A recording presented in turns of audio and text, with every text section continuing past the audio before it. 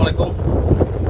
সম্মানিত নতুন বিল্ডিং মালিকগণ, মাওনা প্রশিক্ষা মোড় থেকে ইঞ্জিনিয়ারিং টেকনোলজির পক্ষ থেকে স্বাগতম। বরাবরের মতো আজও আমি একটি নতুন বিল্ডিংয়ের জলসাদ কিভাবে করবেন আধুনিক প্রযুক্তিতে, কিভাবে ওয়াটার প্রুফিং সহ ওয়াটার প্রুফিং এবং ড্যাম প্রুফিং এবং হিট প্রুফিং সলিউশন করবে সেটা বিষয়ে আলোচনা করব। তো আমি তার আগে আজকের এই ভিডিওতে দেশ এবং দেশের বাইরে সবাইকে ইঞ্জিনিয়ারিং টেকনোলজির পক্ষ থেকে শুভেচ্ছা এবং অভিনন্দন। আপনারা জানেন ইঞ্জিনিয়ারিং টেকনোলজি বিডি সারা বাংলাদেশের প্রত্যন্ত অঞ্চলে অত্যন্ত সুদক্ষ টেকনিশিয়ান দ্বারা আপনার অ্যাক্রিলিক জাতীয় কোটিং দিয়ে আধুনিক প্রযুক্তিতে 100% ওয়াটার প্রুফিং সহ ওয়াটার ড্যাম এবং ওয়াটার সেটা আমি আজকে নতুন বিল্ডিংয়ের জলসাদ কীভাবে কিসের জন্য আপনারা চুন সুরকি দিয়ে বাধ্যাত্ম আমাদের জলসাদ করবেন না এবং সিমেন্ট বালি খোয়া দিয়ে প্যাকেজিং করবেন না বা টাইলস করবেন না, এটা না করে আপনারা আধুনিক প্রযুক্তিতে কম খরচে কিভাবে আপনারা 100% ওয়াটার প্রুফিং করবেন, ড্যাম প্রুফ করবেন, ওয়াটার স্লোপিং করবেন এবং হিট প্রুফিং সমাধান করবেন সেটা বিষয়ে আমি আপনাদের সে পর্যন্ত আপনাদের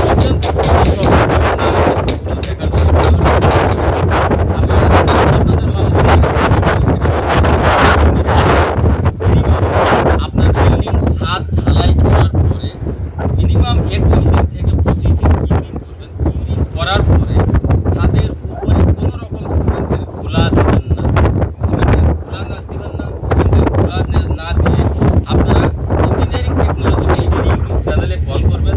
সেখানে আপনারা বিভিন্ন ধরনের কাজ বা পরামর্শের জন্য যখন কল দিবেন, আমরা যতদূর জানতাম সেটা হলো নতুন বিল্ডিংয়ের ছাদে বাধ্যাত্ম আমলের যে জলসাদগুলো ছিল সেটা হলো চুন সুরকি সিমেন্ট দিয়ে। আপনারা জানেন এই জলসাদগুলো সর্বনিম্ন হলেও 3 ইঞ্চি থেকে 5 ইঞ্চি পর্যন্ত হাইট হয়ে থাকে এবং এটা লোড হওয়ার পরেও এই জলসাদ করার পরে গরম হওয়া থেকে মুক্ত হয়। এটা কি গরম হওয়া থেকে মুক্ত হয় না? তারপরেও আপনার এই জলসাদ এই ঢালাই করার পরেও আপনার বিল্ডিং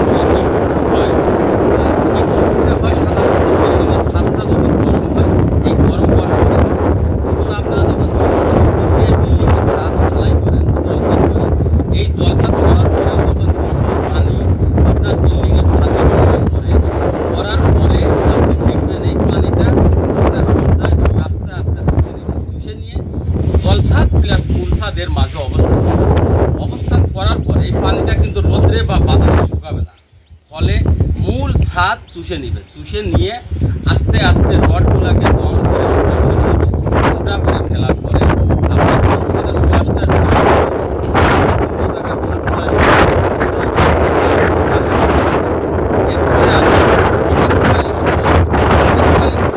আপনারা ঢালাই করেন, সেই ঢালাইটা যখন করবেন এটা প্রথমত অতিরিক্ত লোড হবে, দ্বিতীয়ত এটা 6 মাসের মধ্যে একটি সিরফাট হবে।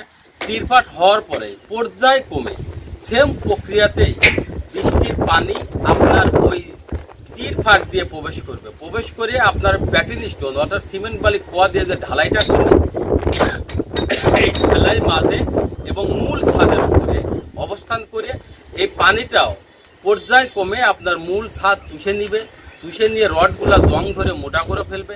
মোটা করার পরে সেম প্রক্রিয়াতেই আপনার রডগুলাকে জং করে মোটা করে ফেলবে।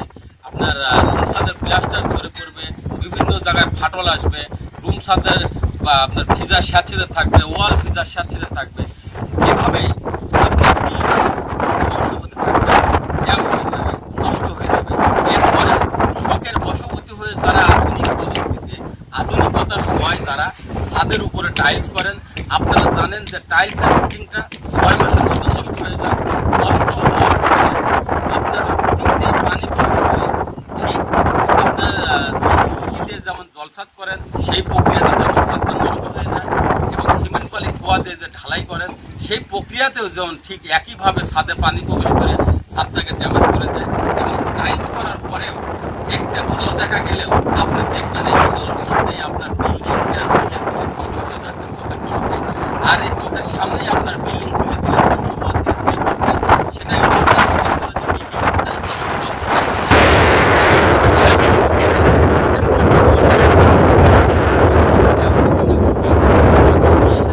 বাংলাদেশের প্রত্যন্ত অঞ্চলেও।